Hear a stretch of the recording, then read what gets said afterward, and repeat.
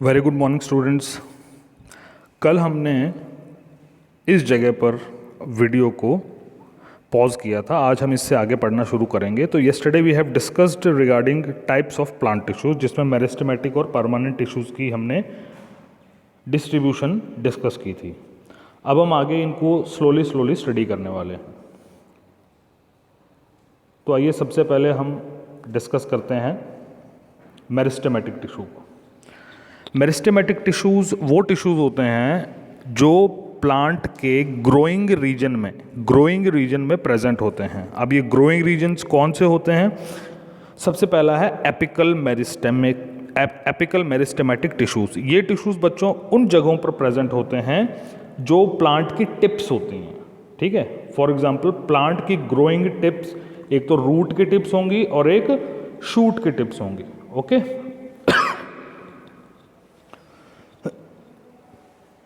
Lateral meristematic tissues कल हमने discuss किया था कि लेटरल क्या होता है, एपिकल क्या होता है और इंटरकैलरी क्या होता है।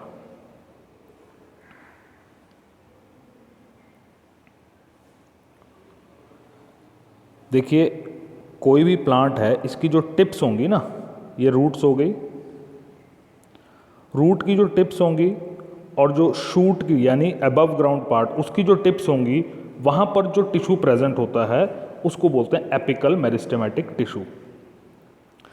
लिटरल, सपोज करिए ये प्लांट है, प्लांट की जो साइड्स होती हैं ना, साइड्स की ग्रोथ के लिए जो टिश्यू रिस्पॉन्सिबल होता है उसको हम लिटरल मेरिस्टेमेटिक टिश्यू कहते हैं। अब हो गया इंटरकैलरी मेरिस्टेमेटिक टिश्यू।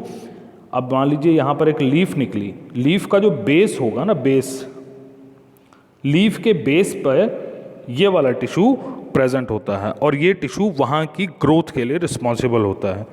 अब यहाँ एक वर्ड लिखा गया है इंटरनोड्स। इंटरनोड्स मतलब सपोज करिए यही एक प्लांट है, यहाँ पर लीफ निकली हुई है, इधर भी एक लीफ निकल रही है, तो इस रीजन और इस रीजन के बीच का जो गैप है, ठीक है, उस रीजन को हम इंटरनोड्स कहते हैं। क्योंकि लीफ का जो बेस होता है उसको बोलते हैं नोड, उसके जो नीचे लीफ होगी उसको भी बोलेंगे हम नोड, और इन दोनों नोड्स के बीच में जो एरिया होगा उसको हम इंटरनोड बोलेंगे। तो इस रीजन में जो मेरिस्टेमेटिक टिश्यू होता है उसको हम इंटरकैलरी मेरिस्टेमेटिक टिश्यू कहते हैं। अब हम इसके बाद बात करते हैं परमानेंट टिश्यू की। बच्चों, परमानेंट टिश्यू दो अलग अलग तरह के होते हैं, सिंपल परमानेंट टिश्यू और complex permanent tissue. Okay, complex मतलब थोड़ा जटिल, सिंपल मतलब साधारण, सिंपल वाला परमानेंट टिश्यू। अब ये होते हैं तीन अलग अलग तरह के, एक होता है पैरेन्काइमा, एक होता है कोलेनकाइमा और the third one is sclerenchyma. Okay, permanent tissues are formed from meristematic tissue. देखिए, जब मेरिस्टेमेटिक टिश्यू ग्रो करते हैं, डिवाइड करते हैं, तो फिर वो धीरे धीरे ग्रो करने लगते हैं, बड़े होने लगते हैं। बड़े होने के बाद वो अलग अलग टाइप के टिश्यूज में कन्वर्ट हो जाते हैं।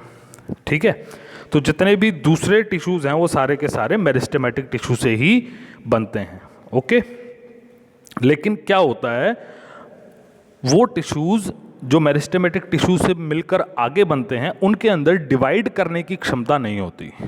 They lose the property of dividing, they do not divide at all. Okay, और वो एक परमानेंट शेप और साइज अटेन कर लेते हैं।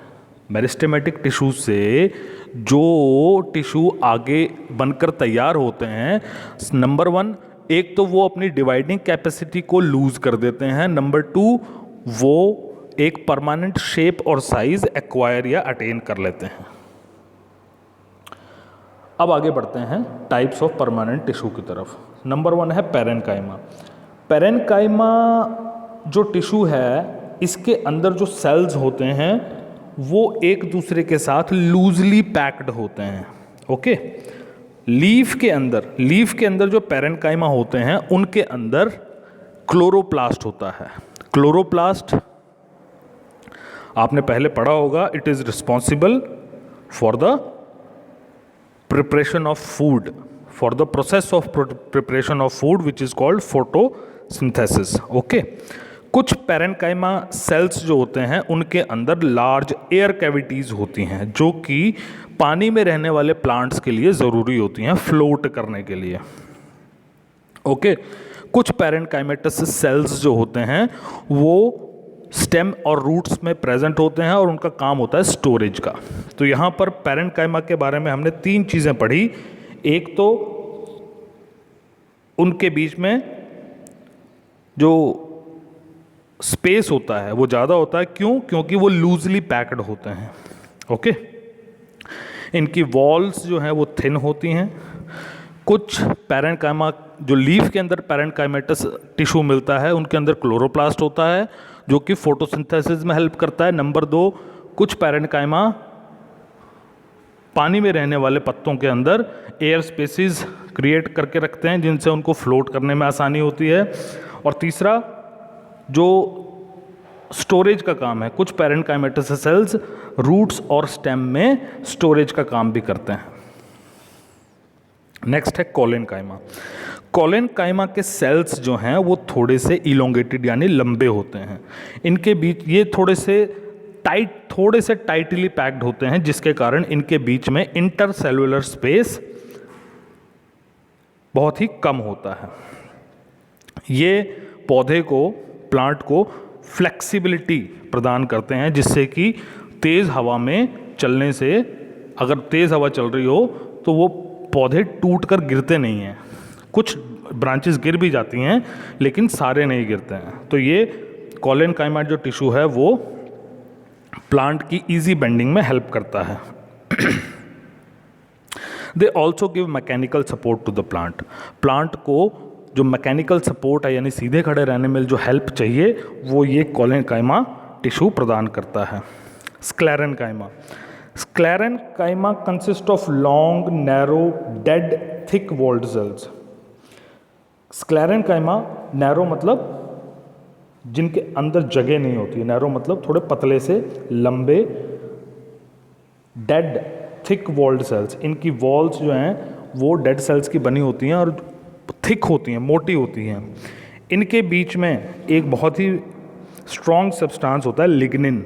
ओके, लिग्निन एक, जैसे बिल्डिंग बनाते हुए सीमेंट हम लगाते हैं उसी तरह से प्लांट में ये जो स्क्लेरेनकाइमा है ये एक लिग्निन नाम का सब्सटेंस प्रोड्यूस करता है जिसके कारण पौधे को हार्डनेस मिलती है।